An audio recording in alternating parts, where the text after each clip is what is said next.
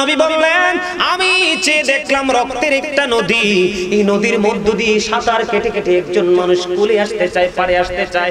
যখন মানুষটা সাঁতার কেটে কেটে কুলে আসতে চায়, আমি নজর দিয়ে চাইয়া দেখলাম চারপাশ ঘিরে ফেলেছে আরো কিছু মানুষ বড় বড় পাথর হাতে নিয়ে। লোকটা যখন এই দিক দিয়ে কুলে আসতে চায় তাকে পাথর নিক্ষেপ করে, ওই দিক দিয়ে যখন কুলে আসতে চায় তারে ওই দিক দিয়ে পাথর নিক্ষেপ করে, ওই পার দিয়ে যখন সে কুলে আসতে চায় রে তাকে পাথর বন্ধ নিক্ষেপ করতেছে, কোনোভাবে সে কুলে আসতে পারতেছে না। আমার নবী যেই ফেরেশতার সঙ্গীদের সঙ্গে গেল, ওনাদেরকে প্রশ্ন করলো আগন্তুক আপনারা বলে দেন এই মানুষটা কে গো, কেনই বা সে বারবার চেষ্টা করতেছে? আর রহস্যময় নদী হলো রক্তের নদী। কিসের নদী? রক্তের নদীতে সাঁতার কাটছে, কোলে আসতে চায়, সে আসতে পারে না। কেন গো সে আসতে পারে না? এবার ওই ফেরেশতারা বলে দিল নবী, নবী গো এই মানুষটা হলো পৃথিবীর মানুষের রক্ত চোষা মানুষ, এই মানুষটা পৃথিবীর সুদখোর। জোরে জোরে বলেন না নাউজুবিল্লাহ। বন্ধু, যেই ব্যক্তি সুদের মাধ্যমে 1 টাকা উপার্জন করলো, সে যেন তার গর্ভধারিণী মায়ের সাথে 36 বার যেন সে জিনা করলো। আরো জোরে বলেন না নাউজুবিল্লাহ। 1 টাকা যেই ব্যক্তি সুদের মাধ্যমে জেনে বুঝে সুস্থ মস্তিষ্ক উপার্জন করলো, সে যেন তার গর্ভধারিণী মায়ের সাথে বন্ধু 36 বার জিনা করলো। 1 টাকা জেনে উপার্জন করলো, তার নামাজ রোজা হজ যাকাত কোনদিন আল্লাহর দরবারে কবুল হবে না। আমি আপনাদেরকে আরো তথ্য দিতে চাই বন্ধুগুলো, আমার কথা না, আমার নবীজির পবিত্র জবান মোবারকের কথা।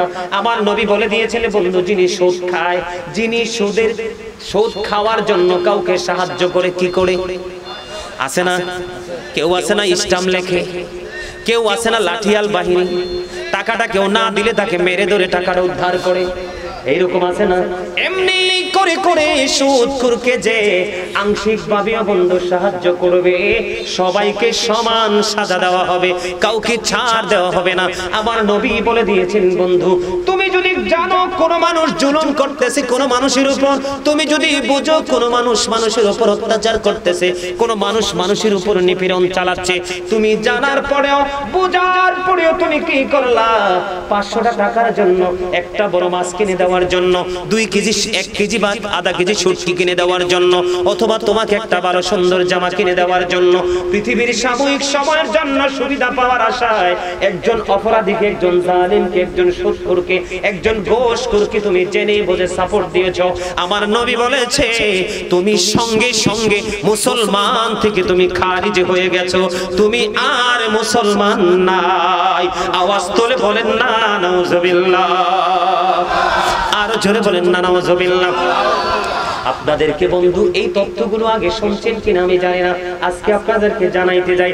আজকেও আসার সময় বন্ধু কিতাব দেখে এসেছি বন্ধু, কারণ আমার পড়াশোনা অনেক অনেক বেশি পছন্দ, আমি পড়াশোনা করতে বেশি পছন্দ করি, এটা আমার ভালো লাগে এবং ভালোবাসার একটা জায়গা। বন্ধু, আমার জীবনে আমার সঙ্গে ছেলেরা আছে, আমার জীবনে কোনো প্রয়োজন ছাড়া আমি বাসা থেকে বের হই না, কোনো বন্ধু বান্ধবকে আমি সময় দেই না, যেইটুকু সময় আমি আমার পড়াশোনা নিয়ে, আমার গুরুত্বপূর্ণ কাজ নিয়ে ব্যস্ত থাকি। কারণ হলো জাহান্নামে যেতে হলে মানুষের আরেকটা পাপ মানুষ খুব সহজে করে। আল্লাহ রাসূল বলেছেন পৃথিবীর অবস্থা যখন ইসলামের প্রতিকূলে চলে যাবে, বিশেষ যদি জরুরি কোনো কাজ তোমার না থাকে, তাহলে তুমি ঘর থেকে বাসাবাড়ি থেকে বের হইও না। বলে হুজুর কেন বের হব না? কারণ পৃথিবীতে এখন নোংরামি চতুর্দিকে ছড়িয়ে পড়েছে, এর মধ্যে অনেকগুলো নোংরামি আছে, এর মধ্যে নোংরামিটা ধরা পড়ে কোথায়? চোখে। নোংরামিটা চোখে যখন আসে, এটা চোখ থেকে ট্রান্সফার হয়ে আপনার আত্মার মধ্যে বাসা বাঁধে। কথা বলেন, আমার কথা কি বুঝে আসতেছে? এটা মনের ঘরে ঢুকে, কোথায় ঢুকে? মনের ঘরে ঢুকে। মনের ঘরে ঢোকার পরে বন্ধু আপনার নফসটাকে এটাকে কলুষিত করার চেষ্টা করে।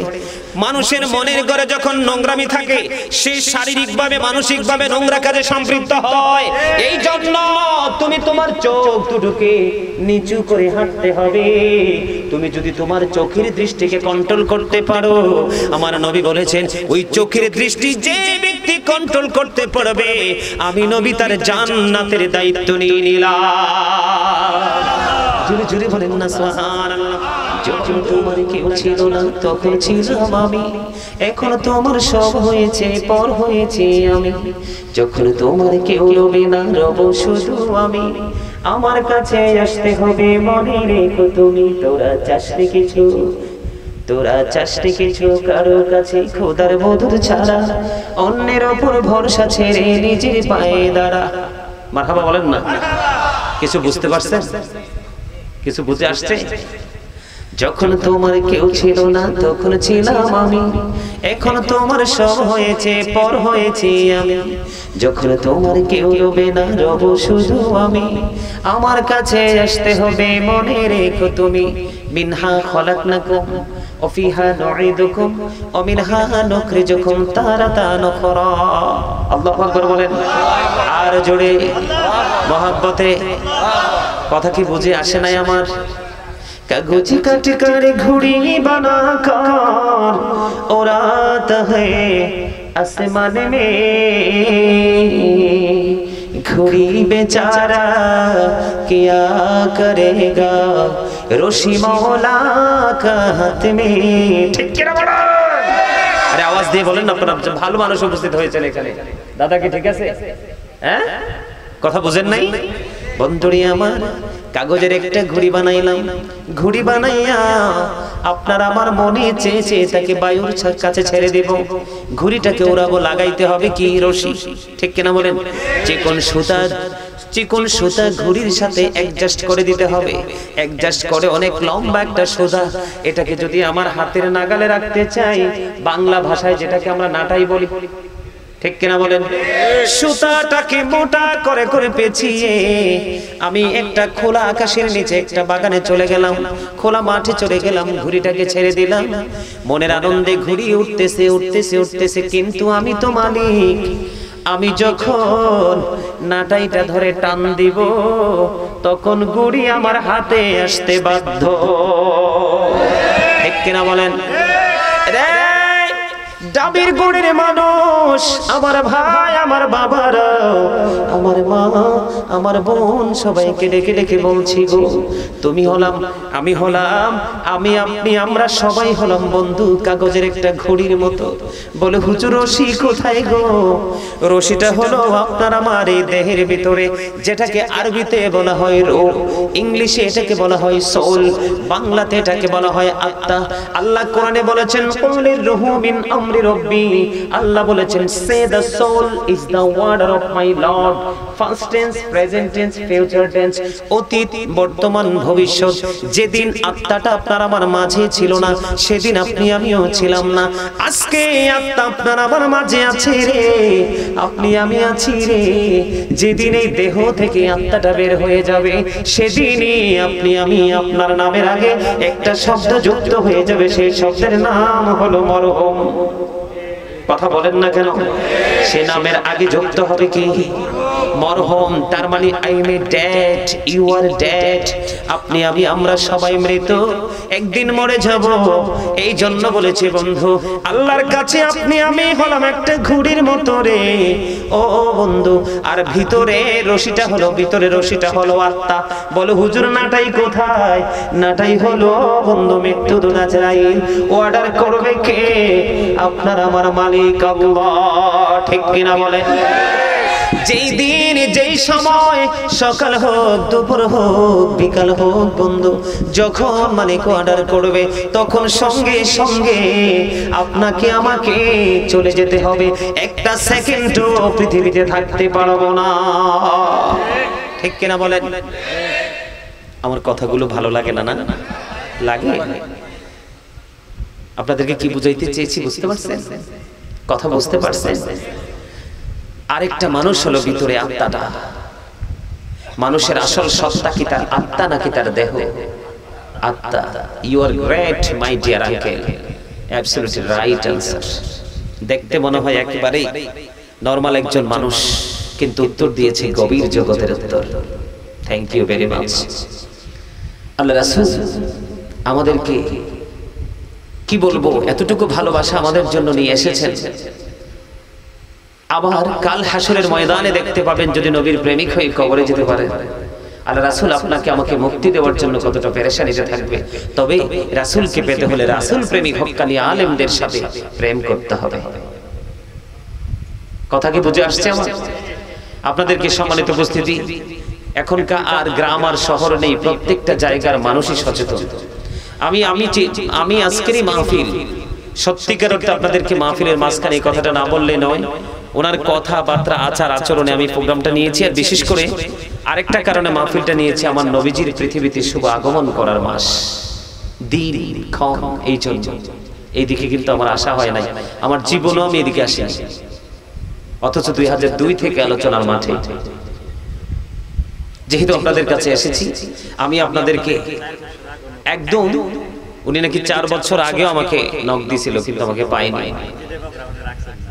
সম্মানিত উপস্থিতি, আমি শুরুতে যে কথাটা সব সময় প্রায় জায়গায় বলে থাকি, সেই কথাটা হলো স্টপ ইউর মাউথ এভরিবডি, সকলের জবানকে বন্ধ রাখতে হবে। সেকেন্ড কন্ডিশন হলো you listening my lecture very attentively, সবাইকে আমার কথা মন দিয়ে শুনতে হবে। থার্ড কন্ডিশন হলো যদি ভালো না লাগে I say go to your seat, আপনি আপনার বাসায় যান, ঘুমান, কোনো আপত্তি নেই। কারণ আল্লাহর রহমতের সুশীতল ছায়াতলে সবার জায়গা হয় না, অত্যন্ত বিচক্ষণ প্রেমময় তাকওয়া সম্পন্ন ব্যক্তিদের জায়গা হয় আল্লাহর রহমতের ছায়াতলে। ঠিক কিনা বলেন? আজকের এই জান্নাতের বাগান, যদি এটা অস্থায়ী বাগান, কিছুক্ষণ পরে শেষ হয়ে যাবে, কিন্তু এই জান্নাতের বাগানে আল্লাহর রহমত ছাড়া চাইলেও কেউ আসতে পারবে না। আপনারা এসেছেন, আল্লাহ রাব্বুল আলামিন আপনাদেরকে কবুল করেছে। তবে আমি তো আর সারা রাত থাকবো না, কিছুক্ষণ আলোচনা করব। আপনারা কি মন দিয়ে আলোচনাগুলো শুনবেন? আলোচনাগুলো মন দিয়ে শুনবেন এবং আপনারা মাঝে মাঝে আমার কথা একটু সাড়া দিবেন। রাজি আছেন সবাই? বুঝতে পারছেন? সম্মানিত উপস্থিতি, যেদিকে আমি ছিলাম প্রত্যেকটা মানুষ ডাবল, একটা মানুষ সিঙ্গেল, একটা হলো তার দেহ, একটা হলো তার আত্মা। আত্মা যদি থাকে সে আছে, আমি আছি, আপনি আছেন। আত্মা যখন চলে যাবে তখন কিন্তু আপনি আমি নাই। কথা কি বুঝে আসছে? সম্মানিত উপস্থিতি, তো আত্মাটা যখন চলে যাবে আপনি আমি কোথায় যাব? কবরে যাব। ডেড বডি নিয়ে কোথায় যাবে? কবরে। আমি আবার বলছি, আপনাদের মনোযোগ কামনা করছি। 3টা কন্ডিশন। প্রথম, চুপ থাকতে হবে। দ্বিতীয়ত হলো মনোযোগ দিয়ে কথা শুনতে হবে। ভালো না লাগবে তৃতীয়ত আপনি আপনার বাড়ি চলে যান, কোনো সমস্যা নেই। কথা কি বুঝে আসছে? বুঝতে পারছেন? অনেকের কাছে খারাপও লাগতে পারে, কারণ স্ট্রেইট ফরওয়ার্ড কথা। খারাপ লাগছে কারো কাছে? লাগছে? মেহমানের দোয়া যে কবুল হয় এটা জানেন? আমি কি আজকে আপনাদের কাছে মেহমান নাকি মেজবান? মেহমান। দোয়া দরকার আছে না? কত মানুষ প্রতিদিন দোয়া চায়, আর আজকে আপনাদের কাছে সরাসরি চলে আসছি, দোয়া করে তারপরে যাব। আপনারাও আশা করি দোয়া নিয়ে যাবেন। রাজি আছেন তো? এই মাহফিলটা, আজকের যে মাহফিলটা হচ্ছে, আমার কুমিল্লাতে যদি মিলাদও হতো, তার চেয়ে আরো সুন্দর করে ডিজাইনেবল ভাবে পরিবেশটা তৈরি করা হতো। আমি বিশ্বাস করি বর্তমানে বাংলাদেশে কোথাও টাকা পয়সার অভাব নাই, অভাব আছে মানসিকতার। ঠিক না? কিসের অভাব? মানসিকতার। আত্মা সচেতন হলেই ওই ব্যক্তিটা সচেতন, আর আত্মা যদি অসচেতন হয় তাহলে ওই ব্যক্তিটাও অসচেতন। কথা কি বুঝে আসছে? আলহামদুলিল্লাহ বলেন। বন্ধুরে আমার, বলতে চেয়েছিলাম আমি শুরুতে যে আলোচনা, যে শিরোনাম করেছি, যে হেডলাইনটা দিতে চেয়েছি, বন্ধু, আল্লাহ রাব্বুল আলামিন পবিত্র কালামে হাকিম অত্যন্ত চমৎকার ভাবে আল্লাহ রাব্বুল আলামিন বলেছেন, ইয়া আইয়ুহাল্লাযীনা আমানু কু আনফুসাকুম ওয়া আহলিকুম নার। জোরে জোরে বলেন আল্লাহু আকবার।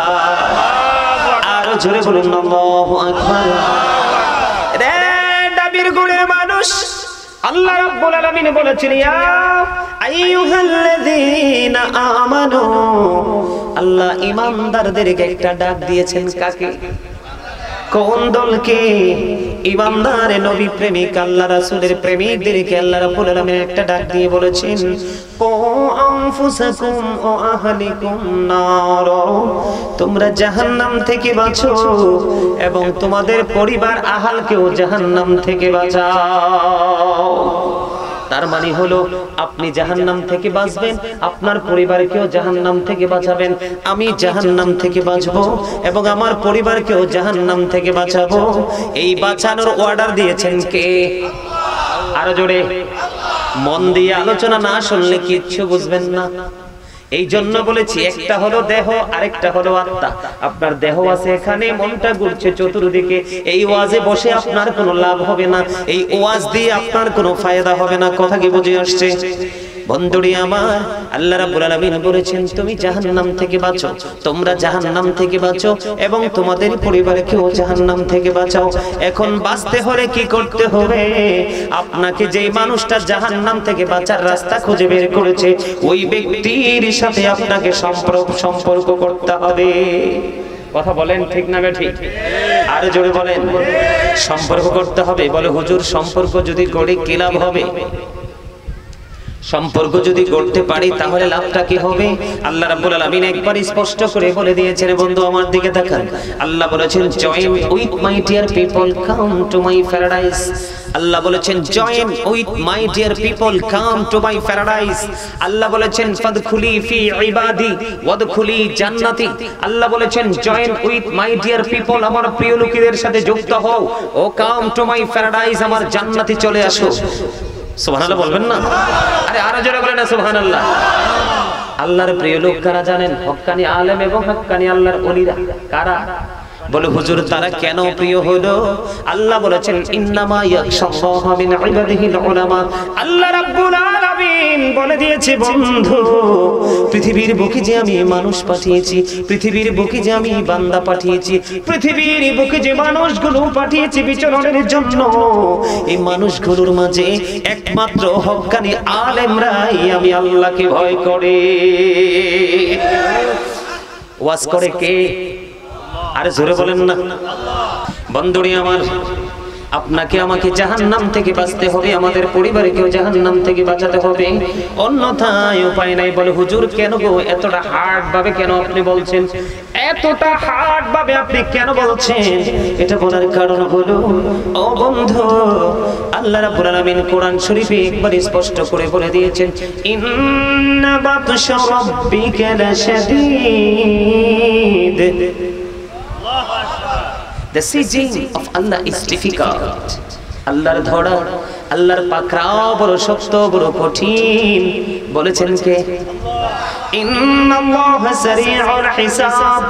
Allah is quick to take account. আল্লাহ হিসাব গ্রহণে অত্যন্ত তৎপর। আমার দিকে তাকান। আল্লাহ বান্দাকে ধরবে খুব শক্তভাবে, হিসাব নেবে খুব বন্ধ শক্তভাবে। কি হিসাব নেবে রে? আপনার যৌবন কালের হিসাব আল্লাহর কাছে দিতে হবে। আপনার জীবনের সময়গুলো কোন কোন কাজে ব্যয় করেছেন সেই জবাব আল্লাহর দরবারে দিতে হবে বন্ধু। আপনি অর্থ কোন পথে উপার্জন করেছেন এবং কোন পথে ব্যয় করেছেন সেই জবাব আল্লাহর দরবারে দিতে হবে। এবং দিন শিক্ষা অর্জন করে কতটুকু আমল করেছেন সেই জবাব আল্লাহর দরবারে দিতে হবে। বলে হুজুর কোনটাই অর্জন করতে পারেনি গো, তাহলে উপায় কি? উপায় হলো বন্ধু একটাই ভয়ঙ্কর খবর। আমি কিন্তু নেগেটিভ দিকে যাচ্ছি, পজিটিভ দিবে না। কারণ বর্তমান যুগের মানুষগুলো ম্যাক্সিমামই নেগেটিভ, পজিটিভ মানুষ পাওয়া খুব মুশকিল। নেগেটিভ এন্ড পজিটিভ, ভালো এবং মন্দ, আলো এবং আধার, এখন বর্তমান সময়ে যে মানুষগুলো পাওয়া যায় এই মানুষগুলোর মধ্যে ম্যাক্সিমামই অন্ধকারে নিমজ্জিত। আপনারা মনে করেন না এই যে লাইট চলে গেছে অন্ধকার হয়েছে, এই অন্ধকার বড় অন্ধকার না, সবচেয়ে বড় অন্ধকার হলো গোমরাহির অন্ধকার। দিনের শিক্ষা, দিনের জ্ঞান থেকে দূরে থাকা, এটার চেয়ে বড় অন্ধকার জগৎ আর কিছু নেই। কারণ এই যে লাইট চলে গেছে, আমরা কৃত্রিম পদ্ধতিতে আমরা কি করতে পারলাম? আবার কিন্তু আলোটা ফিরিয়ে আনতে পারলাম। কিন্তু গোমরাহি এমন একটা অন্ধকার, এখান থেকে ফিরে আসার কোনো সুযোগ নাই। আলোকিত মানুষ যদি জীবনে খুঁজে না পাওয়া যায়, ঠিক কিনা বলেন?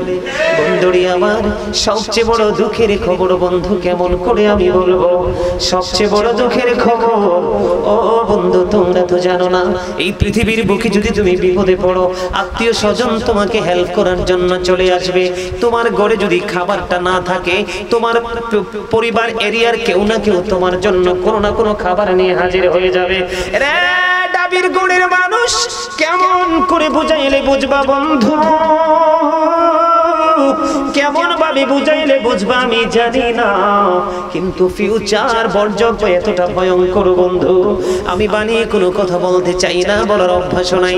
আমার নবী ছোট্ট একটা হাদিস শরীফ আপনাকে আমাকে ইনস্ট্রাকশন দিয়েছেন বন্ধু, গিফট করেছেন বন্ধু সচেতন হওয়ার জন্য, আমরা যেন অ্যালার্ট হতে পারি। হাদিস শরীফটা হলো, আমার রাসূল বলেছেন, আল কদারু রাওজাতুম মির রিয়াদিল জান্নাতি আও হুফরাতুম মিন হুফারিন নার। আমার নবী, আপনার নবী সরকারি মদিনা, ইমামুল মুরসালিন রাহমাতাল লিল আলামিন, উম্মতের বিপদের কান্ডারি, শাফায়াতের কান্ডারি নবী আমাদেরকে বুঝিয়ে দিয়েছেন যে কবরটা দুইটা রূপ হবে। কয়টা? কবরটা একটা হবে জাহান্নামের একটা গর্ত, আর একটা হবে জান্নাতের একটা বাগান। তার মানে একটা মানুষের জন্য কবরটা হবে জান্নাতের একটা টুকরা, আর একটা মানুষের জন্য কবরটা হবে জাহান্নামের একটা গর্ত। রে ডাবির গড়ের মানুষ, তোমরা শোনো গো বন্ধু, আমার মা বোনদেরকে আজকে পায়ে ধরে বলবো গো মা, ও বোনেরা, আজকে ঘুমিয়ে না, হৃদয়ের জানালাগুলো খুলে শোনো, আমার আল্লাহ কি তথ্য দিয়েছে, অত্যন্ত ভয়ঙ্কর তথ্য।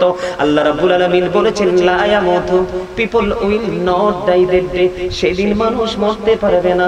আমার আল্লাহ বলেছেন, ফিহা ওয়ালা ইয়াহইয়া, সেদিন মানুষ বাঁচতেও পারবে না। ওয়ামা হুমান হাবিগাইবিন, people will not be able to escape that day, সেদিন মানুষ সেখান থেকে পালিয়ে যেতেও পারবে না, অদৃশ্য হতেও পারবে না।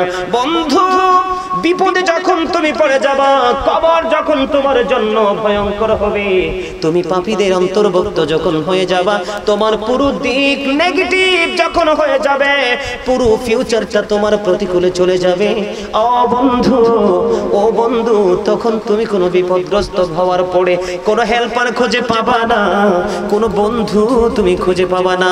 আবার আল্লাহ বলে দিয়েছেন, ওখানে তোমার মরারও কোনো সুযোগ নাই, আর মরতে পারবা না, আর বাঁচার তোমার কোনো সুযোগ নেই, তুমি বাঁচতেও পারবা না, চাইলে ওখান থেকে তুমি পালিয়েও যেতে পারবা না। জোরে জোরে বলেন আল্লাহু আকবার। বলো হুজুর, আমি বাঁচতেও পারবো না, মরতেও পারবো না, পালাতেও আমি পারবো না, তাহলে আমার উপায় কি হবে? আপনারা মনে করবেন না আল্লাহ আপনাদেরকে উপাস রাখবে, যেটা আঞ্চলিক ভাষায় কি বলে, আপনারা কি বলেন? কি আমরা বলি উপাস, আঞ্চলিক ভাষা আপনাদেরকে বোঝার জন্য বলছি যে আপনাকে উপাস রাখবে এমনটি নয়। আল্লাহ রাব্বুল আলামিন ওই পাপীদের জন্য একটা খাবার, আমি ভয়ঙ্কর দিকে ধীরে ধীরে ঢুকছি, পাপীদের জন্য একটা খাবার বরাদ্দ করে রেখেছেন, যে খাবারটার নাম হলো বন্ধু জাক্কুম। কি জাক্কুম? এটা কোরআনের খবর, এটা আমি বানিয়ে বলছি না, পৃথিবীর কোন আলেম বানিয়ে বলছে না, আল্লাহর কোরআন, যেটাকে বলা হয় ইংলিশে দা হোলি কোরআন, পবিত্র ধর্মগ্রন্থ কালামুল্লাহ শরীফের মধ্যে এসেছে। আমার আল্লাহ বলেছেন জাক্কুম জাহান্নামীদের জন্য বরাদ্দ। এটা এতটাই বিষাক্ত হবে, কি হবে? এটা এতটাই বিষাক্ত হবে, এতটাই ভয়ঙ্কর হবে। ও বন্ধু, এই বর্তমানে যদি ডাবির গড়, এই ডাবির গড় জামে মসজিদের সামনে যদি একটা ফোঁটা জাক্কুম পড়ে, কয় ফোঁটা? একটা ফোঁটা জাক্কুম যদি পড়ে রে বন্ধু, তাহলে গোটা পৃথিবীর মাটিটা বিষাক্ত হয়ে যাবে কিয়ামত পর্যন্ত। এবার আসেন বলে হুজুর অন্য দিক থেকে একটু ঘুরিয়ে নিয়ে আসবো।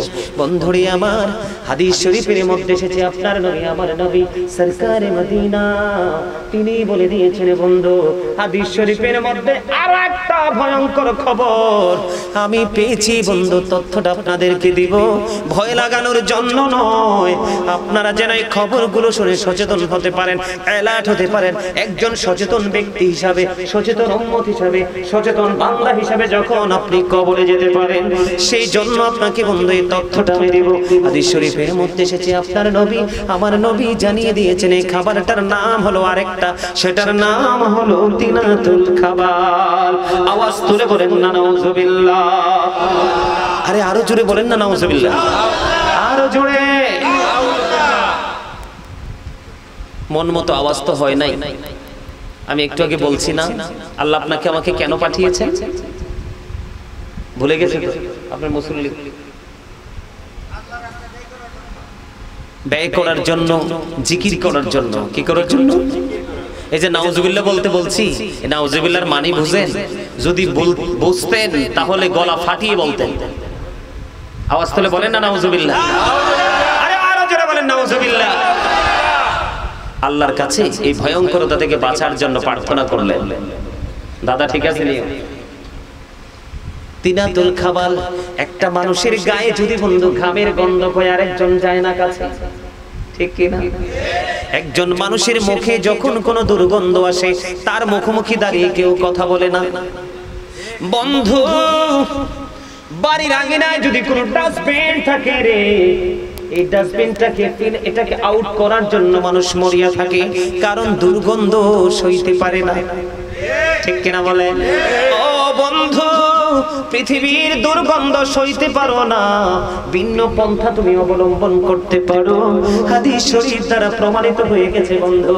আমার নবী বলেছেন জাহান্নামী যারা, নেগেটিভ পথের অন্তর্ভুক্ত যারা, তাদের জন্য আরেকটা খাবার বরাদ্দ করা আছে। ওই খাবারটার নাম হলো বন্ধু তিনাতুল খাবাল। ইয়া রাসূলুল্লাহ, ইয়া হাবিবাল্লাহ, নবী গো, ও প্রাণের নবী গো, এই তিনাতুল খাবারটা কি গো নবী? এই তিনাতুল খাবারটা আমার নবী বলেছেন আরেকটা জাহান্নামের নিংড়ানো রক্ত, পুজ অথবা ঘাম। জোরে জোরে নাউজুবিল্লাহ। পারবেন খেতে সেদিন জাহান্নামীদের খাবার? আর কোনোদিন শুনছেননি এই কথাগুলো? এই আলোচনা জীবনের কোনোদিন শুনছেন? শোনেন নাই? আজকে শোনেন বন্ধু। এই তিনাতুল খাবালটা একটা জাহান্নামীর নিংড়ানো রক্ত, পুজ অথবা ঘাম, এটা আরেকটা জাহান্নামীকে খাইতে দেওয়া হবে। ওই যে বলেছি, ওই দিন বলতে পারবেন না আমি খাবো না, ওই দিন বলতে পারবেন না মনিব মরণ দিয়ে দাও মরে যাব, ওই দিন তো মরতেও পারবেন না। ওই দিন বলতে পারবেন না মালিক আমাকে বাঁচাও না, আমি বাঁচতে চাই, মালিক তো আগেই জানিয়ে দিয়েছে আর বাঁচতেও পারবা না। বলে মালিক তুমি তো মনিব, ও মনিব তুমি তো রহিম রহমান, তোমার এই নামের সিফতগুলো বড় মজাদার, আমাদেরকে এখান থেকে পালিয়ে যাওয়ার সুযোগ দাও। এই সেদিন কিন্তু পালাইবারও কোনো সুযোগ থাকবে না। রে ডাবির গুড়ের ভাই আমার বাবারা, যুবক সেদিন কি করবা? এই পৃথিবীর বুকে বন্ধু বান্ধব আত্মীয় স্বজন শুভাকাঙ্ক্ষের অভাব নাই, কিন্তু কবরে যখন যাওয়ার সময় হবে রে, মনে রাখবা তোমাকে মাটি দিতে অনেক বন্ধু আসবে না, কারণ বলবে আমার অনেক বড় ব্যস্ততা আছে, ঠিক কিনা বলেন? হয়তো বা মাটি দিতে কেউ না কেউ আসবে, কিন্তু কবরে রাখার পরে তোমার পরিবারের খোঁজ নিতে কেউ আসবে না, কারণ পৃথিবী অত্যন্ত নিষ্ঠুর এবং স্বার্থপর, ঠিক কিনা বলেন? এই জন্য বলেছি বন্ধু, যখন তোমার পৃথিবীর কাজ করা প্রয়োজন তুমি তখন পৃথিবীর কাজটা করো, যখন তুমি অবসর হয়ে যাও তখন তুমি আল্লাহর গোলামিতে নিজেকে নিয়োজিত করো, তাহলে হয়ে যাবে তুমি ধন্য। জোরে জোরে বলেন ঠিক না বেঠি? আর একটু মহাব্বতে পড়ুন না, ঠিক না বেঠি? বন্ধুরে আমার, এবার যদি একটুখানি আপনাদেরকে পজিটিভ দিকটা দেখাবো সিম্পল ভাবে, সামটাইম সিম্পল ভাবে একটু আপনাদেরকে মজাটা দেখাবো। বলে হুজুর মজাটা দেখানোর কারণ কি? কারণ এই কারণে দেখাবো, কারণ আপনারা তো এই মুহূর্তে জান্নাতের বাগানের মেহমান। সুবহানাল্লাহ বলেন না? যদি আমি একটু পজিটিভ দিকে যাই, আলোর দিকে যাই, তাহলে বন্ধু মজার খবর, আল্লাহ রাব্বুল আলামিন বলেছেন, ওই যে একটু আগে বলেছি, join with my dear people, come to my paradise, ফাদখুলি ফি ইবাদি ওয়াদখুলি জান্নাতি। আমার প্রিয় লোকেদের সাথে যুক্ত হও। কার সাথে? আমার প্রিয় বান্দাদের সাথে যুক্ত হও আর আমার জান্নাতে চলে আসো। মনিব, আমি কি জান্নাতে যাওয়ার পরে আমি কি উপবাস থাকবো গো? উপবাস আপনি থাকবেন না। আল্লাহ রাব্বুল আলামিন বলেছেন, ইনদা রাব্বিহিম ইউযাকুন, দে রিসিভ ফোর্থ ফ্রম আল্লাহ। আল্লাহ রাব্বুল আলামিন জান্নাতি হয়ে যারা কবরে যাবে, আল্লাহর প্রিয় হয়ে যারা কবরে যাবে, তাদের জন্য জান্নাত থেকে খাবার পাঠিয়ে দিবে। সুবহানাল্লাহ বলেন না? কোরআন থেকে বলছি, অন্য কোনো জায়গা থেকে না। ভালো লাগে না? সবার কাছে ভালো লাগে? সবার কাছে? বন্ধুরে আমার, এবার আসেন আমি আপনাদেরকে আরেকটু তথ্য দিব, নিবেন তো? বন্ধু, সেই তথ্যটা হলো, জাহান্নামের মধ্যে সৌদ নামে একটা পাহাড় আছে। এই পাহাড়ে উঠতে বন্ধু দীর্ঘ সময় লাগবে, মিনিমাম 70 বছর সময় লাগবে। কত বছর? মিনিমাম 70 বছর সময় লাগবে রে। এই পাহাড়ের চূড়া বেয়ে বন্ধু সৌদ নামক পাহাড়ের উপর উঠবে। ওঠার পরে আবার দীর্ঘ সময় নিয়ে বন্ধু এখান থেকে গড়াগড়ি দিয়ে বন্ধু পড়তেই থাকবে। জোরে জোরে কন্যা নাউজুবিল্লাহ। মানুষ, বিশেষ করে যুবক যুবতীদেরকে বলতে চাই, কারণ বর্তমানে ম্যাক্সিমাম যুবক যুবতী নোংরা পথে হাঁটে বেশি। এই জন্য দাদা আমি বলি কি জানেন, মুরব্বীদের অন্তর হলো আল্লাহ রাসূলের প্রেম ভালোবাসায় ভরা। বর্তমান প্রজন্মের ম্যাক্সিমাম যুবক যুবতীর অন্তর হিংসা, আত্মগরিমার নোংরামিতে ভরা। ঠিক কিনা বলেন? মসজিদে হাইয়া আলাস সালাহ বললে মুরব্বীরা হাঁটতে পারে না, মসজিদে চলে যায়। আর যুবকদের শরীরটা, তাদের রক্ত গরম, মোবাইলটা নিয়ে বন্ধু টেকসই একটা মোবাইল অ্যান্ড্রয়েড সেট নিয়ে রাস্তার পাশে দোকানে সমনিতে বন্ধু বসে বসে মোবাইল টিপে নিজের মূল্যবান সময়টাকে ধ্বংস করে দিচ্ছে। কিন্তু যুবক জানে না এটার হিসাব আল্লাহর কাছে আনায় আনাই দিতে হবে। বাঁচতে পারবেন? মরতে পারবেন? পালাতে পারবেন? উপায় কি? জাহান্নামে কবরে হলো, কোরআনে হলো জাখম, হাদিসে হলো কি? তিনাতুল খাবাল মুখস্থ করেন না? তিনাতুল খাবাল। আর যদি এটা মনে রাখতে না পারেন, এটা মনে রাখবেন, আরেকটা জাহান্নামের নিংড়ানো রক্ত, পুজ অথবা ঘাম। নাউজুবিল্লাহ বলবেন না?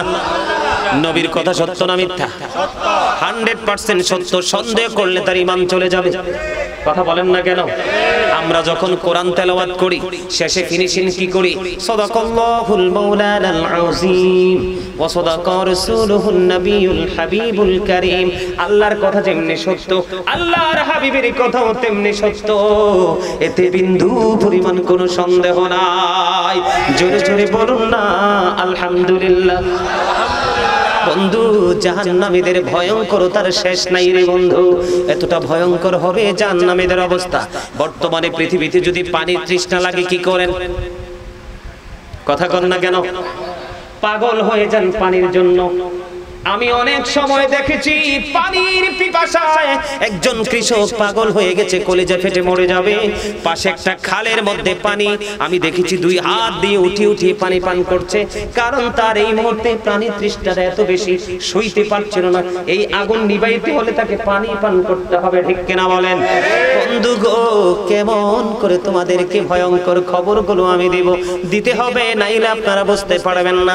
কাল হাসরের দিন জাহান্নামী যখন পানির তৃষ্ণায় পাগল পারা হয়ে যাবে, পানির তৃষ্ণা সইতে পারবে না, কলিজা বন্ধু ফেটে খান খান করে যাবে, হাহাকার শুরু হয়ে যাবে।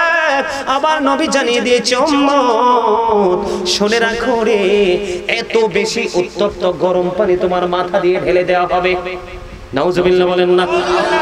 এত ভয়ঙ্কর উত্তপ্ত গরম পানি তোমার মাথার উপর দিয়ে ঢেলে দেওয়া হবে রে। এই পানিটা যখন তোমার মাথার উপর দিয়ে ঢেলে দেওয়া হবে, তোমার ভিতরে চলে যাবে।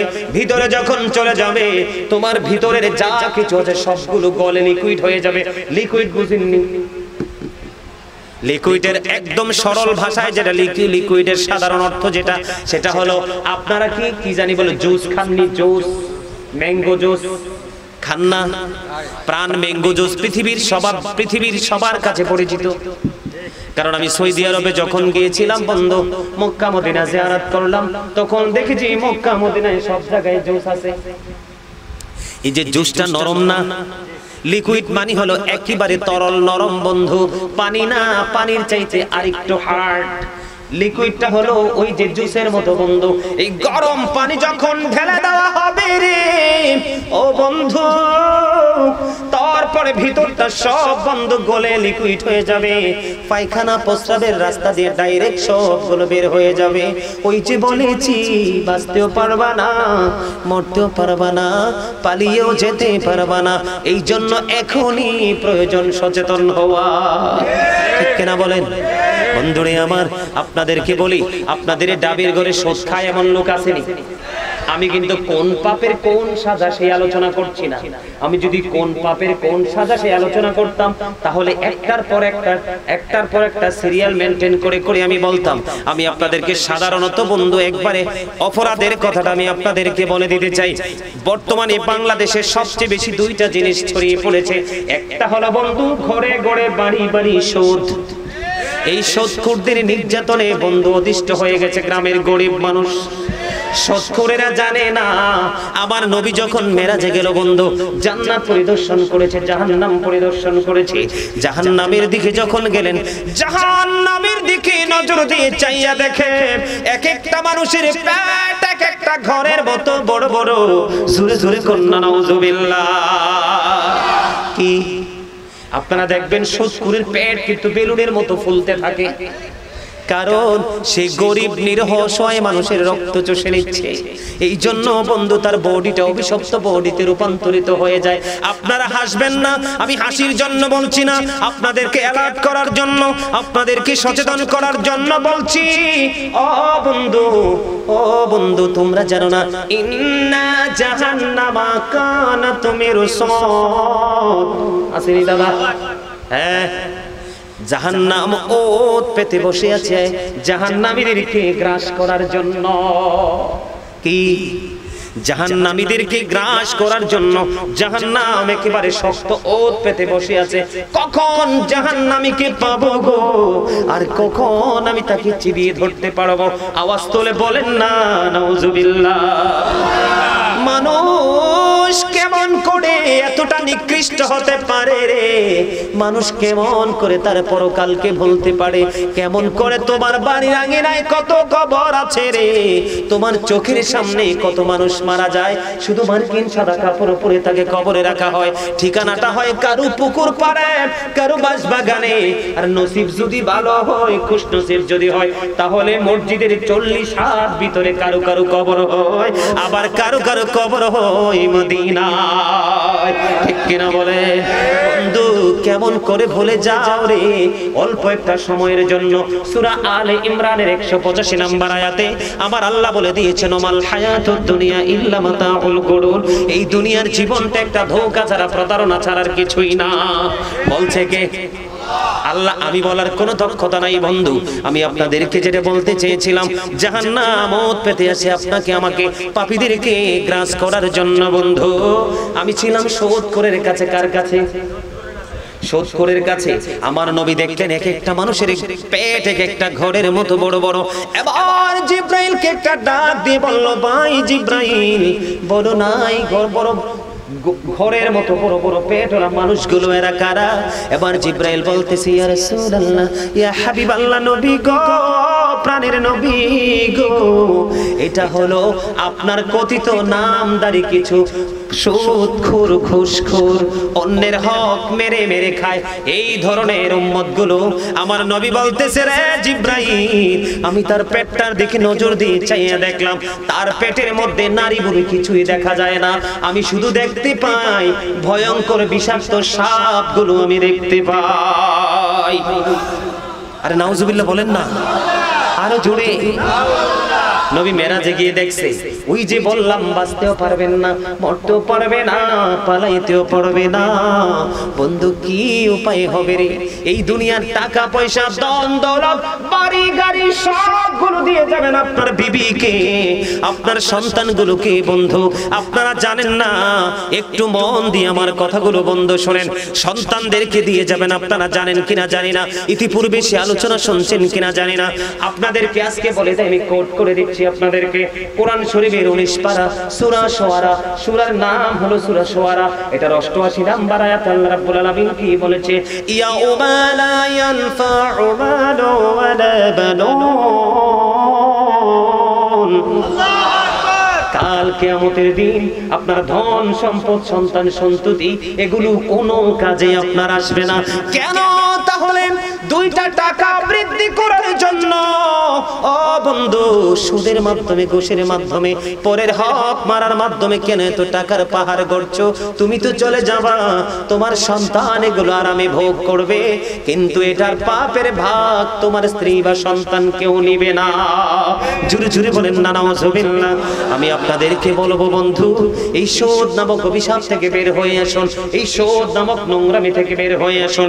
আপনাদেরকে আমি বলি, আমি গুনাহগার। আজকে একটা সত্য কথা বলবো, আমাকে অনেক মানুষ প্রশ্ন করে বন্ধু, আমার জীবনে পুরো জীবনটা জুমার দায়িত্ব পালন করতে করতে করতে করতে পার করেছি, এই জীবনে কোন মসজিদের মুসল্লি বলতে পারবে না যে কোন জুমার দিনে কারো ঘরে গিয়ে আমি এক গ্লাস পানি খেয়েছি।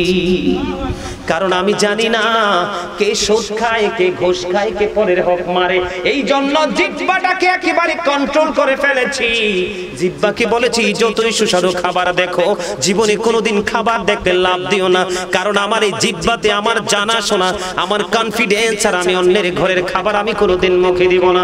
বন্ধু 2002 আমার স্টুডেন্ট লাইফ থেকে আমি ওয়াজে ছোট ছোট প্রোগ্রাম করতে করতে আজকে এই জায়গায় বন্ধু গো, আজকে বহু বছর হবে, কত বছর হবে জানি না, আমি কোন মানুষের ঘরে এক গ্লাস পানিও পান করি না। আর এখন তো প্রশ্নই আসে না, কারণ ঘরে ঘরে সুদের টাকা, ঘরে ঘরে অন্যায়ের টাকা, ঘরে ঘরে পিস্তল ঠেকিয়ে টাকা উপার্জনের টাকা, ঠিক কিনা বলেন? আমার কথা আপনাদের বুঝে আসে কি আসে না? সামুর ইবনে জুনদুব রাদিয়াল্লাহু তাআলা আনহু থেকে হাদিস খানা বর্ণিত, অনেক লম্বা হাদিস। এই হাদিস শরীফ থেকে একটা অংশ আমি আপনাদেরকে কোট করে দিচ্ছি বন্ধু। আমার নবী একদিন কি করলেন? নবী বলতেছেন, আমি স্বপ্নে দেখতেছি রহমতের ফেরেশতা আমার কাছে আসছে, এসে ওনারা আমাকে নিয়ে সফরে বের হলো। অনেকগুলো দৃশ্য নবী দেখেছেন। অত লম্বা হাদিস আমি বলতে পারবো না, হাদিসটা ব্যাখ্যা করতে মিনিমাম লাগবে 1.5 ঘন্টা একটা হাদিস শরীফ। বন্ধু এখান থেকে ছোট্ট একটা জায়গা তুলে এনেছি আমি। আমার নবী বললেন, আমি চেয়ে দেখলাম রক্তের একটা নদী, এই নদীর মধ্য দিয়ে সাঁতার কেটে কেটে একজন মানুষ কুলে আসতে চায়, পারে আসতে চায়। যখন মানুষটা সাঁতার কেটে কেটে কুলে আসতে চায়, আমি নজর দিয়ে চাইয়া দেখলাম চারপাশ ঘিরে ফেলেছে আরো কিছু মানুষ, বড় বড় পাথর হাতে নিয়ে। লোকটা যখন এই দিক দিয়ে কুলে আসতে চায় তাকে পাথর নিক্ষেপ করে, ওই দিক দিয়ে যখন কুলে আসতে চায় তারে ওই দিক দিয়ে পাথর নিক্ষেপ করে, ওই পার দিয়ে যখন সে কুলে আসতে চায় রে, তাকে পাথর বন্ধ নিক্ষেপ করতেছে, কোনোভাবে সে কুলে আসতে পারতেছে না। আমার নবী যেই ফেরেশতার সঙ্গীদের সঙ্গে গেল, ওনাদেরকে প্রশ্ন করলো, আগন্তুক আপনারা বলে দেন এই মানুষটা কে গো, কেনই বা সে বারবার চেষ্টা করতেছে? আর রহস্যময় নদী হলো রক্তের নদী। কিসের নদী? রক্তের নদীতে সাঁতার কাটছে, কোলে আসতে চায়, সে আসতে পারে না। কেন গো সে আসতে পারে না? এবার ওই ফেরেশতারা বলে দিল, নবী নবী গো, এই মানুষটা হলো পৃথিবীর মানুষের রক্তচোষা মানুষ, এই মানুষটা পৃথিবীর সুদখোর। জোরে জোরে বলেন না নাউজুবিল্লাহ। বন্ধু যেই ব্যক্তি সুদের মাধ্যমে 1 টাকা উপার্জন করলো, সে যেন তার গর্ভধারিণী মায়ের সাথে 36 বার যেন সে জিনা করলো। আরো জোরে বলেন না নাউজুবিল্লাহ। 1 টাকা যেই ব্যক্তি সুদের মাধ্যমে জেনে বুঝে সুস্থ মস্তিষ্ক উপার্জন করলো, সে যেন তার গর্ভধারিণী মায়ের সাথে বন্ধু 36 বার জিনা করলো। 1 টাকা জেনে উপার্জন করলো, তার নামাজ রোজা হজ যাকাত কোনদিন আল্লাহর দরবারে কবুল হবে না। আমি আপনাদেরকে আরো তথ্য দিতে চাই বন্ধুগুলো, আমার কথা না, আমার নবীজির পবিত্র জবান মোবারকের কথা। আমার নবী বলে দিয়েছিলেন বন্ধু, যিনি সুদ খায়, যিনি সুদ খাওয়ার জন্য কাউকে সাহায্য করে, কি করে? আছে না? কেউ আছে না স্টাম্প লেখে, কেউ আছে না লাঠিয়াল বাহিনী, টাকাটা কেউ না দিলে তাকে মেরে ধরে টাকাটা উদ্ধার করে, এইরকম আছে না? এমনি করে করে সুদখোরকে যে আংশিক ভাবে বন্ধু সাহায্য করবে, সবাইকে সমান সাজা দেওয়া হবে, কাউকে ছাড় দেওয়া হবে না। আমার নবী বলে দিয়েছেন বন্ধু, তুমি যদি জানো কোন মানুষ জুলুম করতেছে কোন মানুষের উপর, তুমি যদি বুঝো কোন মানুষ মানুষের উপর অত্যাচার করতেছে, কোন মানুষ মানুষের উপর নিপীড়ন চালাচ্ছে, তুমি জানার পরেও বুঝার পরেও তুমি কি করলা? 500 টাকার জন্য একটা বড় মাছ কিনে দেওয়ার জন্য, 2 কেজি 1 কেজি বা আধা কেজি শুটকি কিনে দেওয়ার জন্য, অথবা তোমাকে একটা ভালো সুন্দর জামা কিনে দেওয়ার জন্য, পৃথিবীর সাময়িক সময়ের জন্য সুবিধা পাওয়ার আশায় একজন অপরাধীকে, একজন জালিমকে, একজন সুদখোরকে, একজন ঘুষখোরকে তুমি জেনে বুঝে সাপোর্ট দিয়েছো।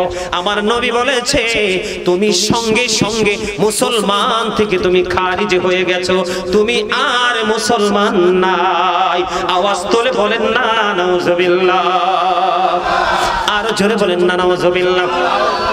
আপনাদেরকে বন্ধু এই তথ্যগুলো আগে শুনছেন কিনা আমি জানি না, আজকে আপনাদেরকে জানাইতে যাই। আজকেও আসার সময় বন্ধু কিতাব দেখে এসেছি বন্ধু, কারণ আমার পড়াশোনা অনেক অনেক বেশি পছন্দ, আমি পড়াশোনা করতে বেশি পছন্দ করি, এটা আমার ভালো লাগে এবং ভালোবাসার একটা জায়গা।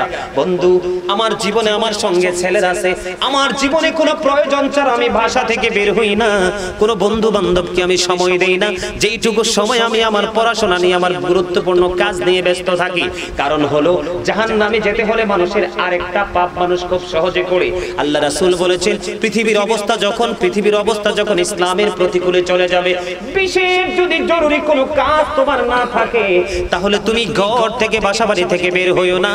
বলে হুজুর কেন বের হব না? কারণ পৃথিবীতে এখন নোংরামি চতুর্দিকে ছড়িয়ে পড়েছে, এর মধ্যে অনেকগুলো নোংরামি আছে, এর মধ্যে নোংরামিটা ধরা পড়ে কোথায়?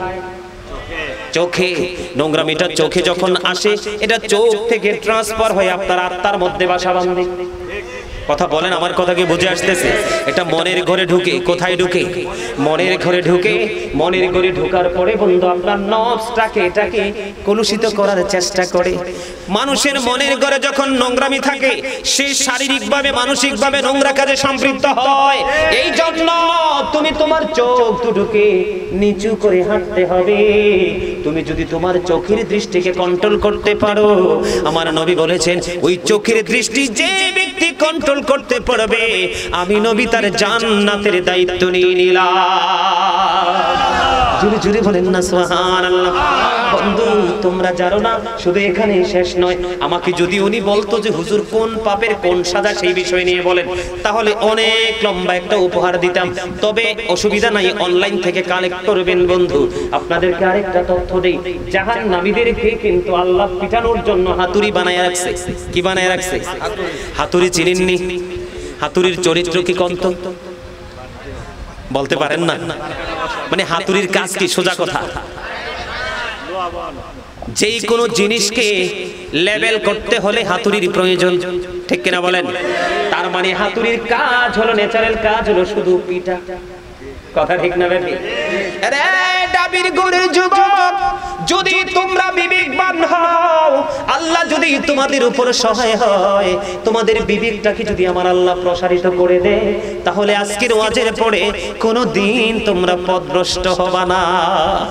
এটা আমার বিশ্বাস। কারণ মানুষের জীবন কখন পাল্টায় আমি জানি না।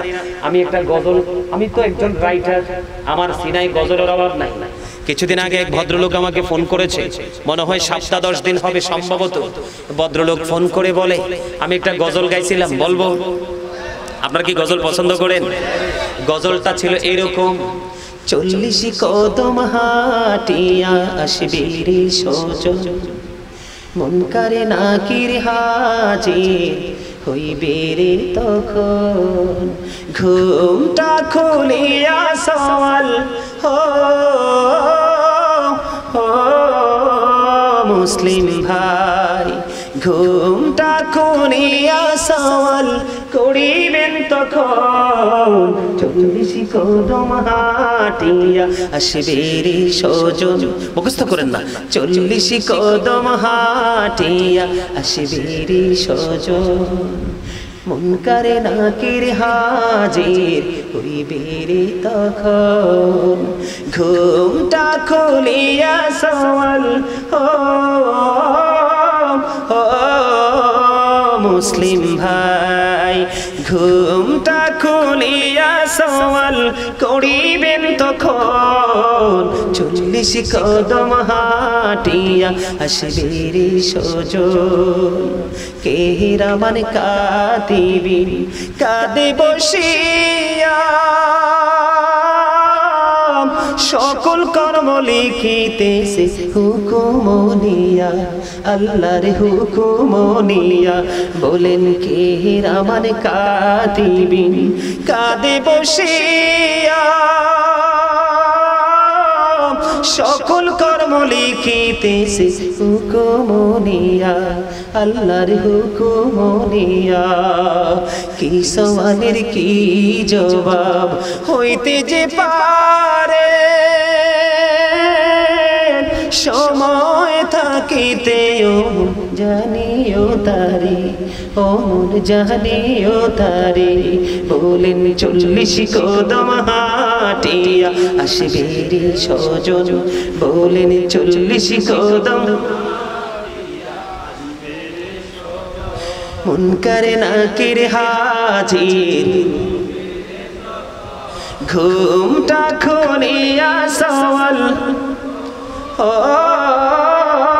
মুসলিম ভাই ঘুমটা খুলিয়া সওয়াল করিবেন তখন 40 কদম হাঁটিয়া আসবে রে সজন মারহাবা বলেন না আরে আরো জোরে এত সকাল ঘুম আসছে আপনাদের আমার কাছে মনে হয় যে ওয়াজ করতেছি আমি আর আপনারা ক্লান্ত হয়ে পড়ছেন এরকম আপনারা ক্লান্ত আসলে কি ক্লান্ত নাকি আলোচনা অনেক বেশি মনোযোগ আপনাদের বন্ধু একটা এক্সাম্পল দেই এক্সাম্পলটা হলো কেমন জানেননি দোকানে দোকানে যখন সিসি ক্যামেরা থাকে ভয় কিন্তু শ্রমিক চুরি করে না ধরা পড়ে যাবে ঠিক কিনা বলেন রে যুবকের দল যুবকের দল আমার ভাই বাবারা মা আমার বোনেরা সবাইকে বলছি তোমরা ওই রাস্তার সিসি ক্যামেরা সৌমনির সিসি ক্যামেরা দোকানের সিসি ক্যামেরা শপিং মলের সিসি ক্যামেরাকে এত ভয় পাও একটা বার কি খবর নিয়েছো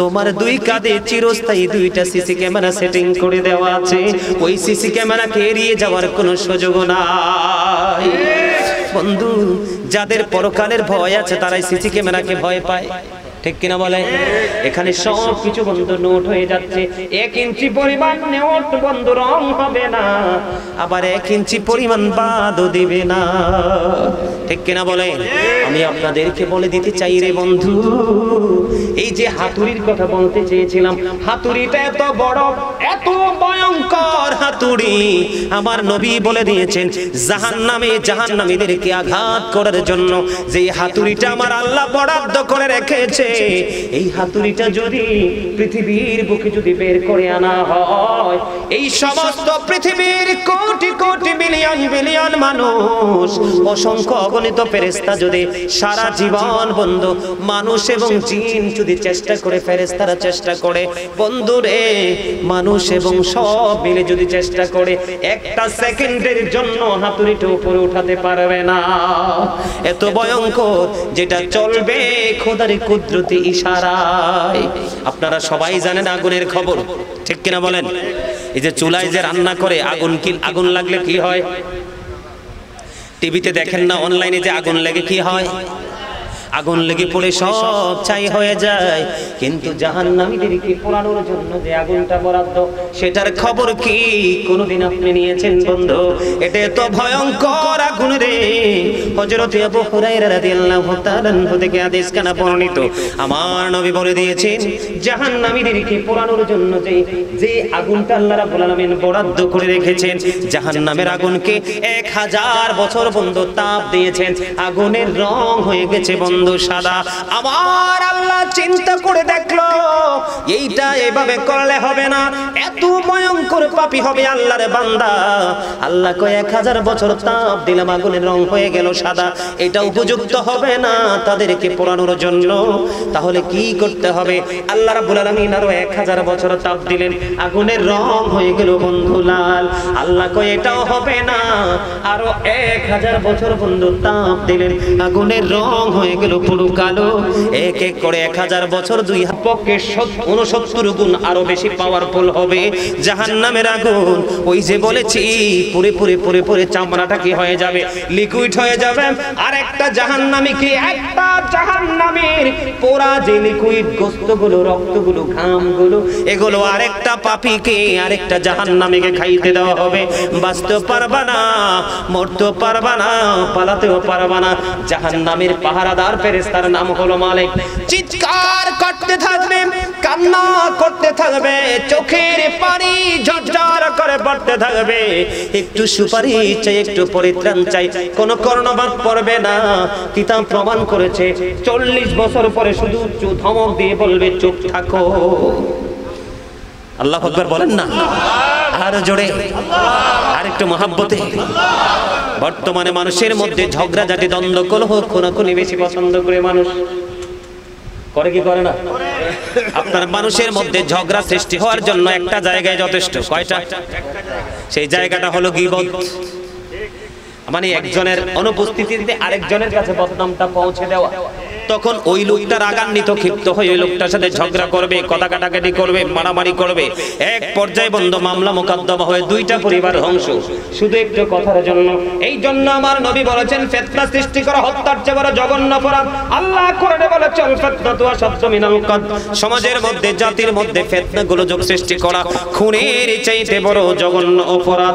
বন্ধুরি আমার, এই অপরাধ থেকে আপনাকে আমাকে বেঁচে থাকতে হবে, ঠিক কিনা বলে? তাহলে বন্ধু আমরা একটু পরিত্রাণ পাবো। বন্ধুরে আমার, কাল কিয়ামতের দিন আপনারা জানেননি, নারী পুরুষ সবাই কিন্তু উলঙ্গ থাকবে। তাদের পরনে কিন্তু কোনো পোশাক থাকবে না, থাকবে? আপনারা দেখেন, মানুষ যখন মারা যায় তার পছন্দের কোনো পোশাক নিয়ে যেতে পারে? পারে না। ও বন্ধু, মা আয়েশা সিদ্দিকা রাদিয়াল্লাহু তাআলা আনহা নবীকে প্রশ্ন করলো, ইয়া রাসূলুল্লাহ, ইয়া হাবিবাল্লাহ, নবী গো, ও প্রাণের নবী গো, এই যে নারী পুরুষ যে কাল কিয়ামতের দিন, হাসরের দিন উলঙ্গ থাকবে, নারী পুরুষ উলঙ্গ থাকবে, তারা কি একজন আরেকজনের দিকে নজর দিবে না? আমার নবী জানিয়ে দিয়েছে, রে আয়েশা, এত ভয়ঙ্কর হবে রে সেই দিনটা। সবাই আপন আপন চিন্তায় বিভোর হয়ে থাকবে, কেউ কারো দিকে নজর দেওয়ার কোনো সুযোগ থাকবে না। জোরে জোরে আল্লাহু আকবার। জাহান্নাম অত্যন্ত ভয়ঙ্কর। আমি আপনাদেরকে ছোট্ট করে একটা টপিক দিয়েছি, তারপরেও তো পার হয়ে গেছে 1 ঘন্টা। জাহান্নামকে ভয় করতে হবে, হিসাব দিতে হবে, সে ভয় করতে হবে। সময়গুলো কোন কোন কাজে ব্যয় করেছে আল্লাহর কাছে জবাব দিতে হবে, সে চিন্তা করতে হবে। এই জন্য আগুনের কথা যেহেতু মনে হয়েছে, আমি প্রায় সময় বলি, জাহান্নামের আগুন মাবুদ সইতে পারবো না,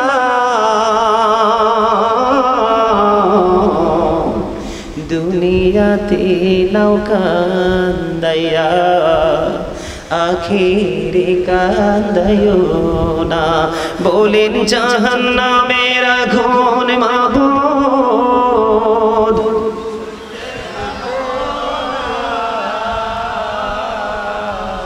দুনিয়াতে নৌকা কান্দাইয়া আখিরে কান্দাইও না। বলেন না, জাহান্নামের আগুন মাবুদ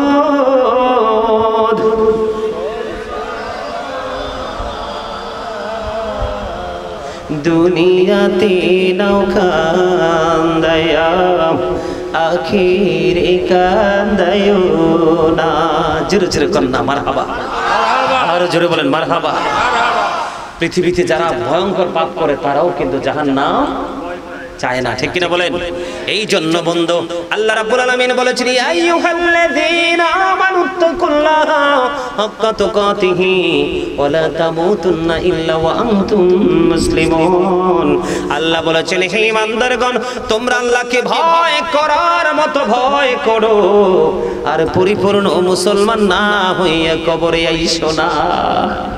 কি আল্লাহকে ভয় করতে হবে, ভয় করার মতো, তার মানে যথাযথ ভয় করতে হবে, আর পরিপূর্ণ ঈমানদার মুসলমান না হইয়া মৃত্যুবরণ করিও না।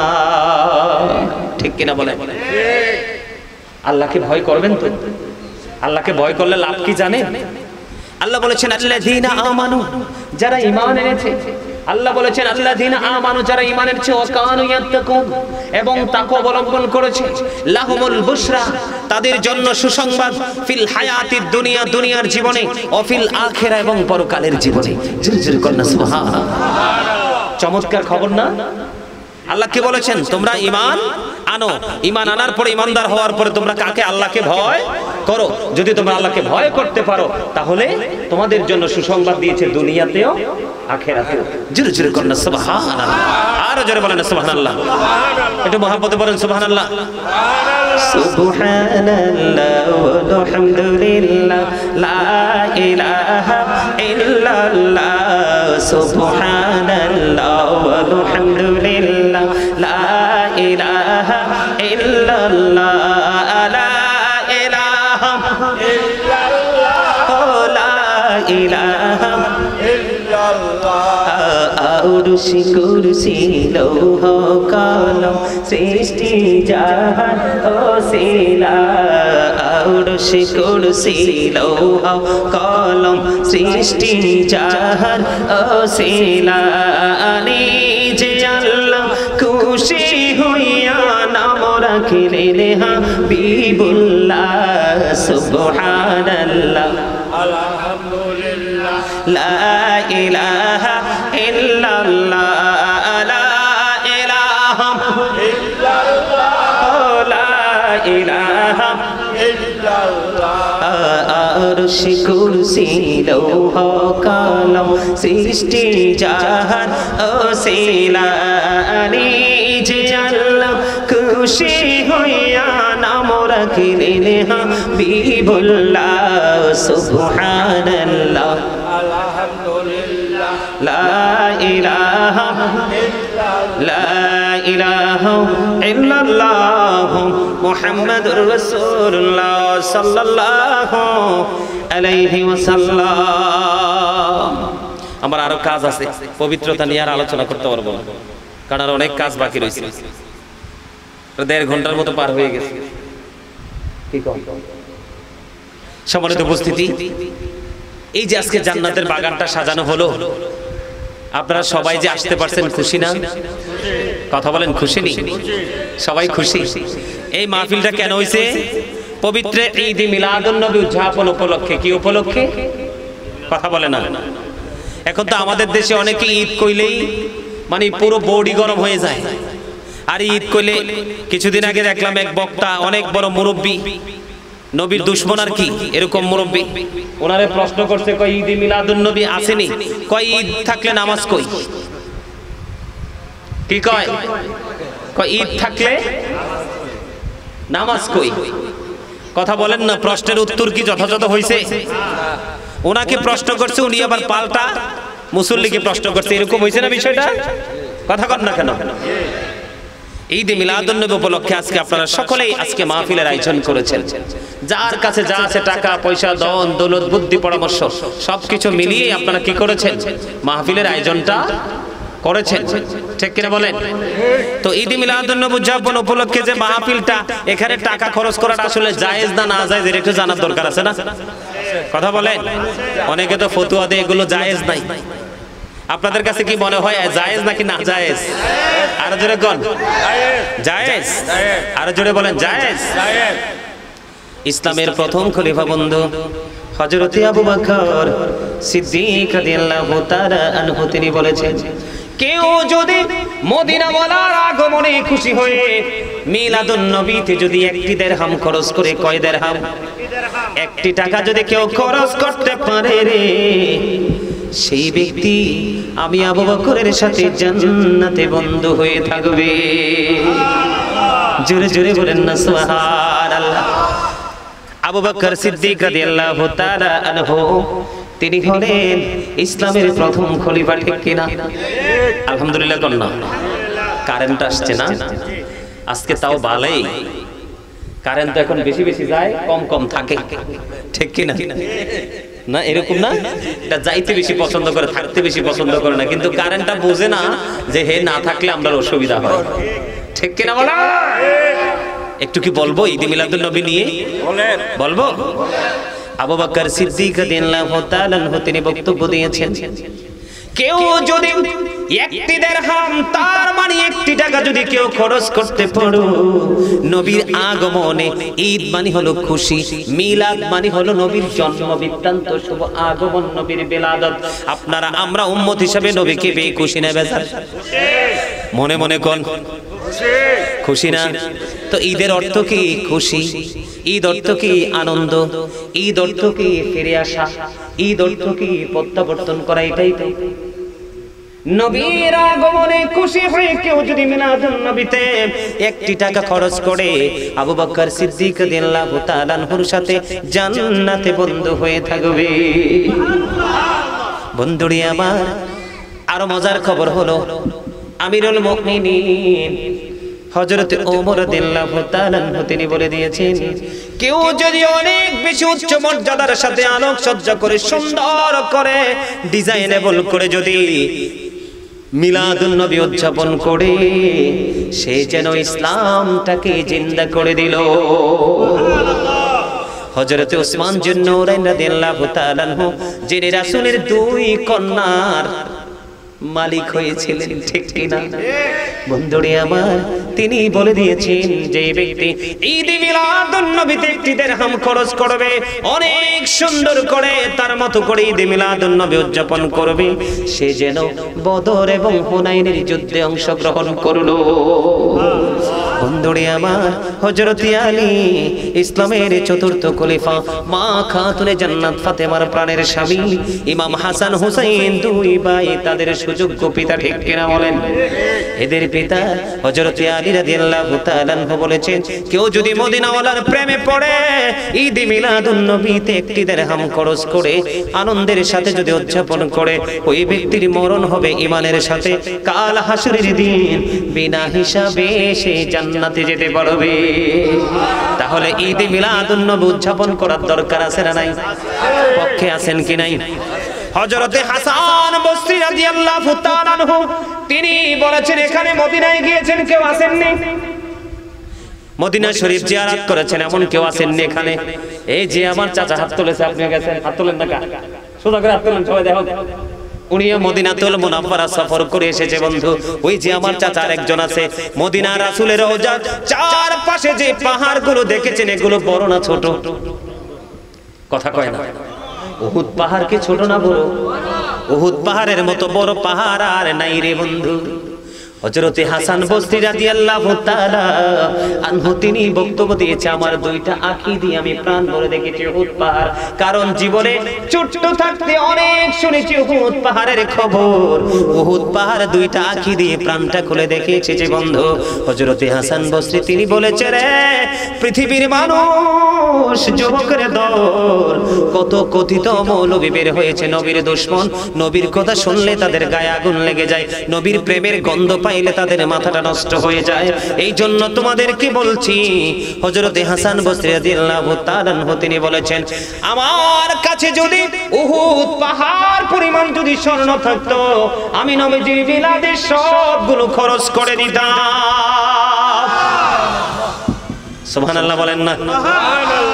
আজকে আমরা যে আলোচনা করতেছি নবীর এই যে আগমন, মিলাদে খুশি হয়, আমরা যে আলোচনা করতেছি সবাই সম্মিলিত ভাবে না, বন্ধুরে আমার, আব্দুল্লাহ ইবনে আব্বাস রাদিয়াল্লাহু তাআলা উপস্থিত মুসল্লিগুলোদেরকে নিয়ে নবীর আগমন নিয়ে তিনি আলোচনা করতেছেন।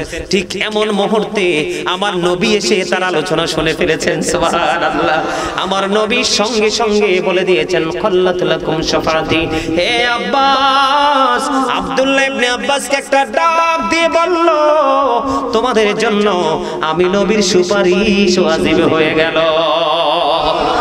বলে হুজুর, আপনি প্রত্যেকটা সাহাবী থেকে, আল্লাহ রাসূলের প্রিয়দের থেকে আপনি মিসাল দিয়েছেন, এক্সাম্পল দিয়েছেন। কোরআনে কি এটার খবর নাই? সূরা ইউনূস, বাংলাদেশের অনেক মৌলবী নবীর মিলাদের দলিল পায় না। আমি আপনাদেরকে বলে দেই, আপনারা লিখে রাখেন অথবা মুখস্থ করেন অথবা ফোনে রেকর্ড করেন, বাড়ি গিয়ে তালাশ করবেন। কোরআন শরীফে একটা সূরা আছে, সূরার নাম সূরা ইউনূস। সূরা ইউনূসের 58 নম্বর আয়াতে আল্লাহ রাব্বুল আলামিন বলে দিয়েছেন, কুল বিফাদলিল্লাহি ওয়া বিরহমাতিহি ফাবিযালিকা ফালিয়াফরাহু ওয়া খায়রুম মিম্মা ইয়াজমাউন। তার মানে কি, তার অর্থ কি? আল্লাহ রাব্বুল আলামিন বলেছে, আমি তোমাদের কাছে আমার নিয়ামত পাঠিয়েছি, আমার ফজল পাঠিয়েছি, আমার রহমত আমি তোমাদের কাছে পাঠিয়েছি। তোমরা আল্লাহর ফজল ও নিয়ামত রহমত পেয়ে ফালিয়াফরাহু, তোমরা আনন্দ উৎসব করো। বলে হুজুর, আনন্দ উৎসব করলে লাভটা কি হবে গো?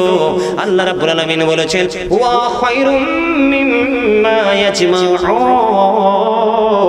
এটা তোমাদের পুঁজি করা সম্পদ চাইতে অনেক অনেক দামি। কথা বুঝছেন নি আমার? আল্লাহ কইছে, আমি যে তোমাদেরকে রহমত দিয়েছি, নিয়ামত দিয়েছি, সেই নিয়ামত পেয়ে তোমরা খুশি হও। কি হও? তোমরা খুশি হও। আল্লাহ গো, প্রশ্ন আসতে পারে, খুশি হইলে লাভটা কি হবে? আল্লাহ বলেছেন, হুয়া খায়রুম মিম্মা ইয়াজমাউন। এটা তোমাদের পুঁজি করা সম্পদ চাইতে দামি। জোরে জোরে কন্যা সুবহানাল্লাহ। বন্ধু, পুঁজি করা সম্পদের মধ্যে প্রথম হলো পিতামাতার জন্য তার সন্তান, তারপরে হলো তার অর্থ, উপার্জিত অর্থ, তারপরে সোনা গয়না, তার বাড়ি গাড়ি ধন দৌলত, যা কিছু আছে সব কিছুর চাইতে উত্তম হলো নবীর আগমনে খুশি হয়ে মিলাদের আয়োজন করা। এবার প্রশ্ন আসতে পারে, বলো হুজুর রহমত কি? এটা তো বুঝলাম না। সূরা আম্বিয়ার 106 নম্বর আয়াত আল্লাহ রাব্বুল আলামিন বলেছেন, ওয়া মা আরসালনাকা ইল্লা রাহমাতাল লিল আলামিন। আল্লাহ রাব্বুল আলামিন আমাদের কাছে আল্লাহর হাবিবকে রহমত হিসাবে পাঠিয়েছেন। আল্লাহ রাব্বুল আলামিন বলেছেন, আমি তোমাদের কাছে পাঠিয়েছি রহমত, সেই রহমত পেয়ে তোমরা আনন্দ উৎসব করো। এখানে নামাজ পড়তে হবে কি হবে না এটা দেখার বিষয় নয়, দেখার বিষয় হলো মালিক অর্ডার কি করেছে সেইটা, ঠিক কিনা বলে? আমার কথা আপনারা বুঝেন না? আল্লাহ অর্ডার করেছে, আমার রহমত পেয়ে তোমরা আনন্দ উৎসব করো। নবী আমাদের জন্য রহমত না? আল্লাহ যদি বলতো যে হে রহমত পেয়ে তোমরা নামাজ পড়ো, তাহলে আমরা নামাজও পড়তাম, ঠিক কিনা বলেন? কিছু কিছু মৌলবী বের হয়েছে, আফসোস লাগে, তাদের গান, তাদের বিবেক, তাদের বুদ্ধি এত সীমিত, এদেরকে প্রশ্ন করলে উত্তর তো দিতেই পারে না, পাল্টা শ্রোতাদেরকে প্রশ্ন করে। একজনকে প্রশ্ন করার পরে তিনি উত্তর দিল, তাহলে নামাজ কই? আমার মালিক যদি বলতো নামাজ পড়তে, তাহলে আমরা নামাজ পড়তাম। আর তোমাকে তো নামাজ পড়তে নিষেধ করে নাই। নবী রহমত, নবী এই পৃথিবীতে ধরাধামে আগমন করেছে, সেই খুশিতে তুমি নফল নামাজ পড়ো, তোমাকে নিষেধ করছে কে?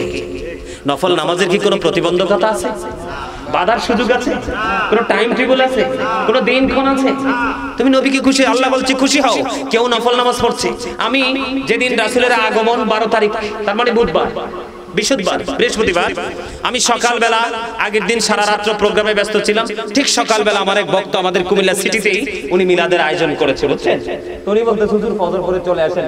আমি বললাম, দেখেন সারা রাত্র জাগ্রত থেকে আলোচনা করে ফজর পরে আসতে পারবো না, শরীরে টায়ার্ড লাগবে। হুজুর তাহলে সকাল করে আসেন, 8টায় আসেন। আসার পরে যাওয়ার পরে বলতেছে, হুজুর আমার নবী তো সকাল সকাল, নাও দিন নাও রাত, এমন সময় নবী পৃথিবীতে আগমন করেছে, এই জন্য এই তারিখে আমি এই সময়টাতে মিলাদটা পড়াইতে চাইছিলাম। যাওয়ার পরে দেখলাম ঈদের দিনে আমরা যা আয়োজন করি তার চেয়ে বেশি আরো আয়োজন। আমি বললাম, এত আয়োজন কেন?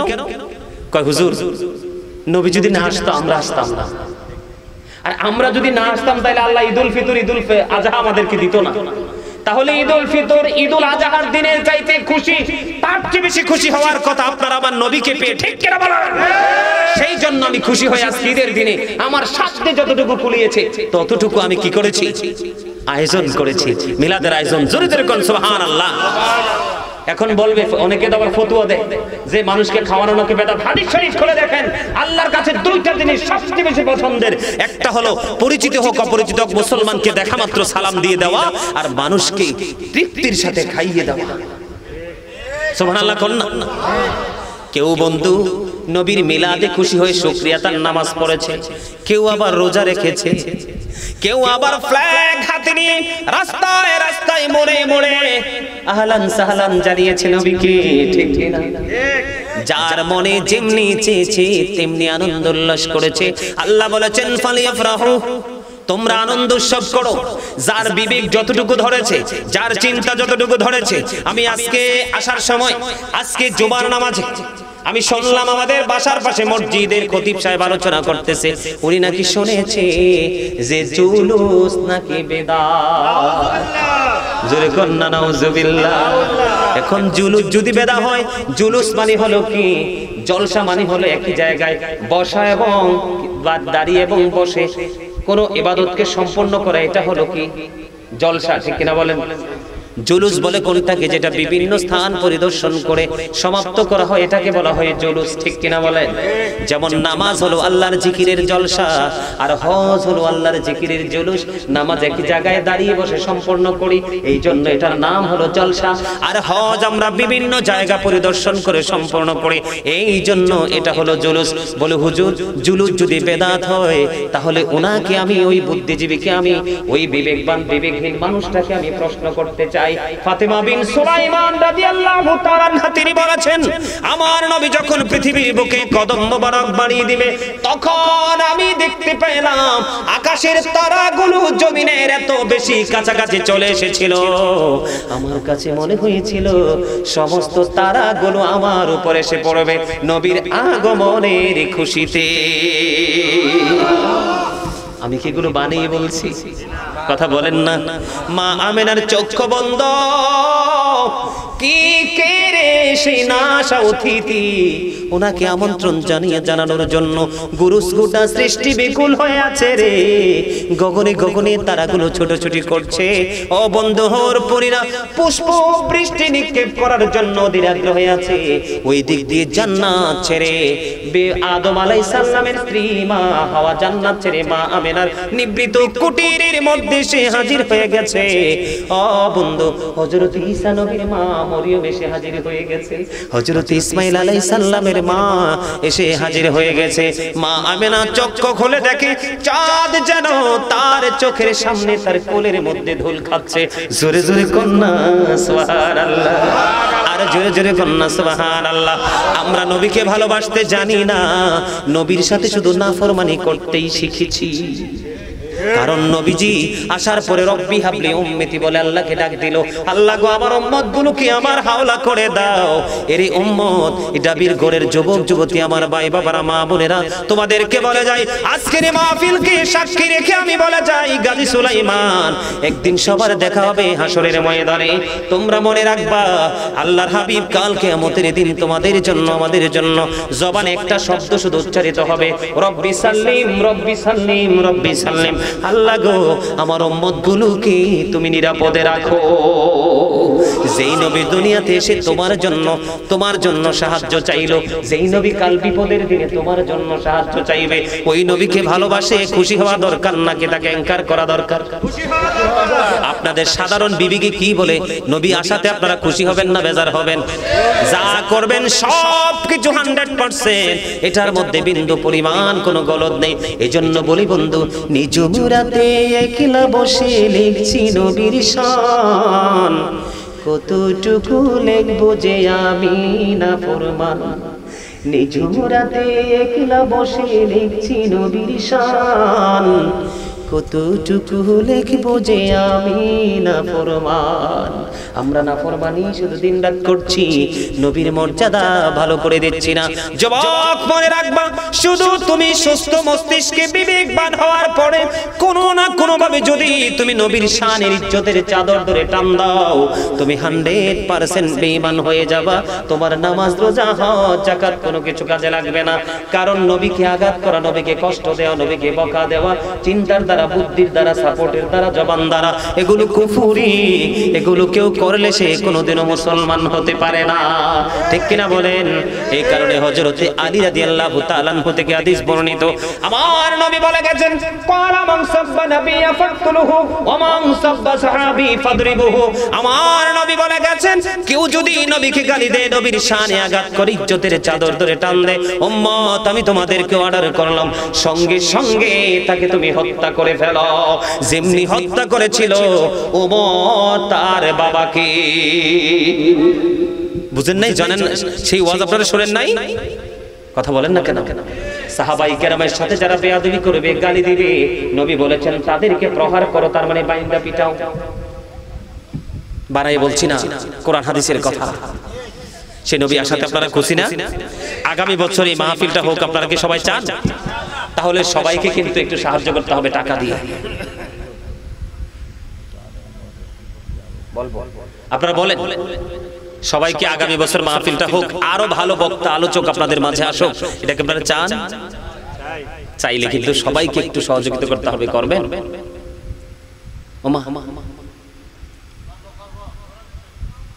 আপনাকে কি আমি প্রেসার দিলাম? প্রেসার ক্রিয়েট করছি? হ্যাঁ, আব্দুল্লাহ ইবনে আব্বাস রাদিয়াল্লাহু, আব্দুল্লাহ ইবনে মাসউদ রাদিয়াল্লাহু তাআলা থেকে হাদিস বর্ণিত, আমার নবী একদিন উপস্থিত সকল সাহাবীকে ডেকে ডেকে বলল, সাহাবীরা রে, তোমরা কি নিজের সম্পদ বেশি পছন্দ করো না ওয়ারিসের সম্পদ? এবার সাহাবায়ে কেরাম ডেকে ডেকে বললেন, ইয়া রাসূলুল্লাহ, নিজের সম্পদ বেশি পছন্দ করি। আমার এই হাদিসটা একটু মন দিয়ে শুনেন।